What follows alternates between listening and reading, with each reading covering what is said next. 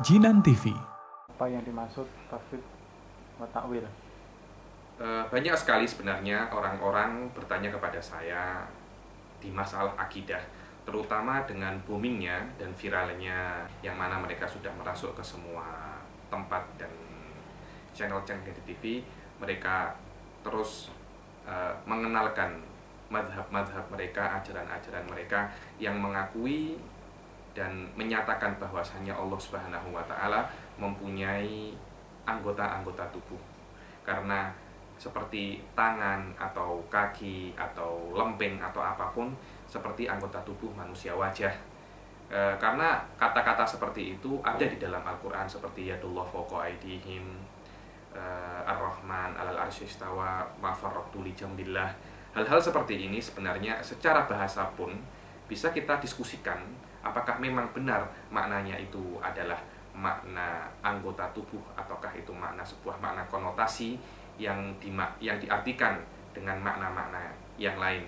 Di dalam mazhab ahli sunnah wal jamaah atau mazhabul asy'ari dan maturidi, di dalam berinteraksi dalam nusus mutasyabihah, di dalam hal-hal yang mempunyai makna sebenarnya, tangan atau mata atau lempeng atau betis, yang dinisbatkan kepada Allah Subhanahu wa Ta'ala, di situ mazhab ahli sunnah mempunyai dua metode untuk berinteraksi dalam hal tersebut. Metode yang pertama adalah metode tafwid.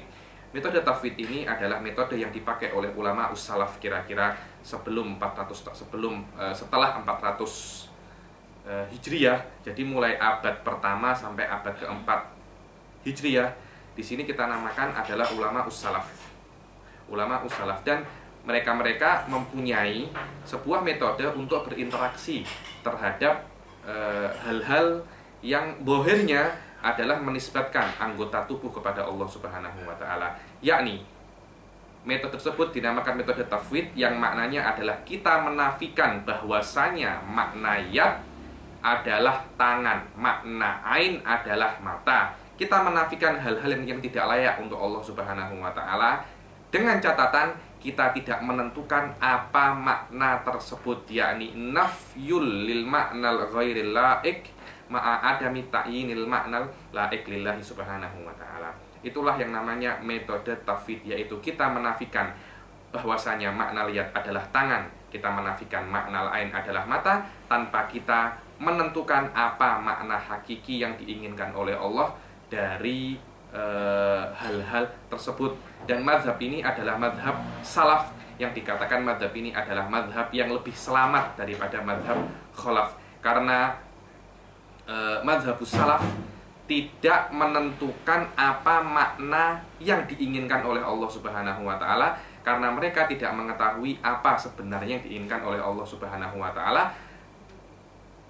Walaupun mereka yakin bahwasanya Allah tidak menginginkan makna-makna tertentu, penafian mereka terhadap beberapa makna tertentu dan tidak ada penentuan terhadap makna yang diinginkan, itulah yang dinamakan makna tafwid, dan itulah adalah madhab yang lebih selamat. Adapun madhabul khalaf yang dikatakan oleh madhabul ta'wil, itu adalah kita mentakwilkan makna-makna ayat yang dari zahirun nusus, zahirul makna hakiki, kepada makna konotasi, Kita lihat seumpamanya yadullah fawqa aydihim, tangan Allah di atas tangan-tangan mereka.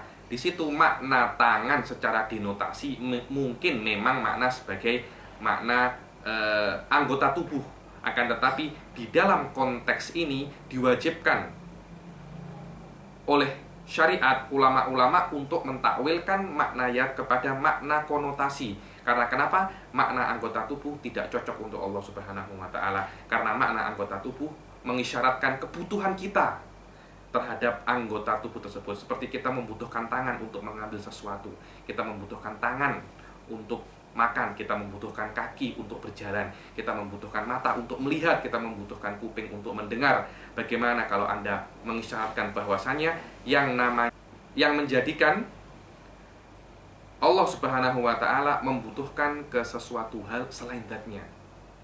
Kalau seumpamanya Allah Subhanahu wa Ta'ala mempunyai tangan, Allah Subhanahu wa Ta'ala mempunyai kaki, akan menjadikan Allah Subhanahu wa taala membutuhkan kepada tangannya, dan menjadikan Allah Subhanahu wa taala membutuhkan kepada kakinya, dan itu akan menafikan sifat dari sifat-sifat Allah yang namanya qiyamuhu binafsihi, kepemilikan Allah terhadap tangan, kepemilikan Allah terhadap mata dan lain-lainnya anggota tubuh, menjadikan Allah tidak independen. Karena itu para ulama ahli sunnah menafikan makna tersebut dan mentakwilkannya, dan menjadikan makna tangan adalah sebuah makna konotasi yang namanya tangan adalah sebuah kekuasaan. Seperti kita mengatakan di dalam bahasa Indonesia, kekuasaan Indonesia ada di tangan Presiden. Indonesia ada di tangan Presiden, bukan maknanya semua Indonesia berada di tangannya, karena tangannya Presiden lebih kecil daripada semua luas wilayah Indonesia. Akan tetapi di situ tangan bukan maknanya tangan yang kita punya, akan tetapi di situ makna tangan adalah tangan kekuasaan. Begitu pula wasna'il fulka bi ayunina, buatlah kapal laut dengan mata-mata kami, maknanya buatlah perahu dengan supervisor kami, dengan pengawasan kami. Itulah makna ain, adalah sebuah pengawasan, bukan maknanya mata-mata yang kita punya, akan tapi di sini makna kita alihkan dari makna denotasi ke makna konotasi.